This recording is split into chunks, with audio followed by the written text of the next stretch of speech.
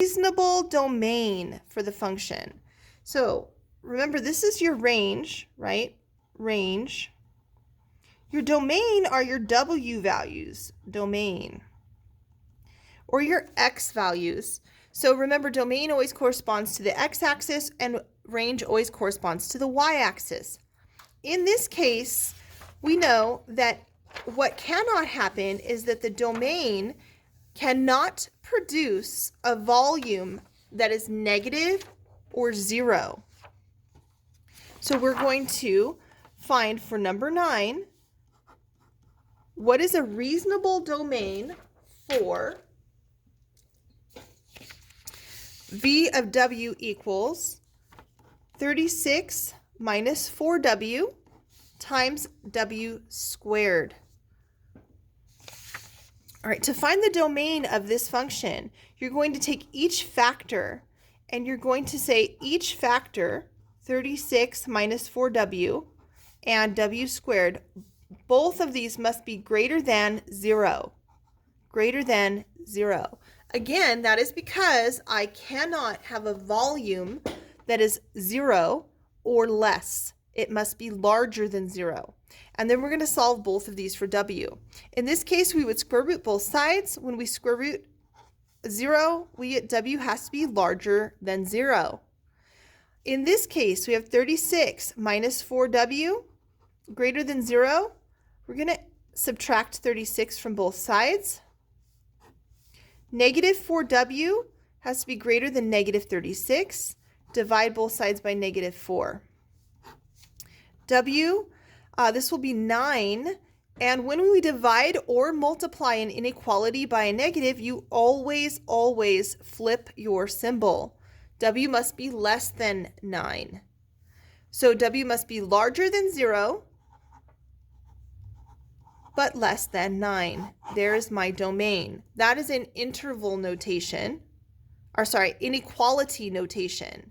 If I want interval notation, my domain is from 0 to 9. Soft brackets because it cannot equal 0 and it cannot equal 9. If I want set notation, my domain would be W such that 0 is less than W is less than 9. That is my domain.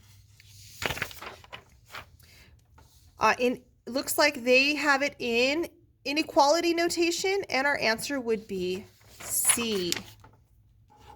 Again, just to clarify, you cannot have this equal to 0, so it would be strictly greater than 0.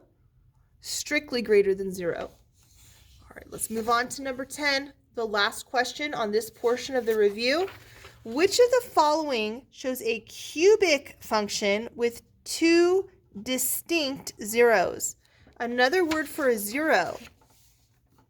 A zero is an x-intercept, a solution, etc. Now, not all zeros are x-intercepts, but all x-intercepts are zeros. In a cubic, if A is positive, our cubic will be doing something like this. If A is negative, our cubic will be doing something like this. Regardless, there will be 1, 2 inflection points. 1, 2 inflection points. The number of inflection points is always 1 smaller than the degree of the polynomial. So in this case, it's a degree 3 polynomial. There will be 1 less or 2 inflection points. All right, let's look at the graphs and see if there's any we can eliminate. I can automatically eliminate A. A is not a cubic, A is a quartic. Now, 2 distinct zeros. A distinct zero means that it crosses or touches the x-axis in 2 places, only 2 places. This only has 1 distinct zero. It's crossing only right here at 1. So it only has 1 0. It is not B. This one crosses and touches, so it bounces off.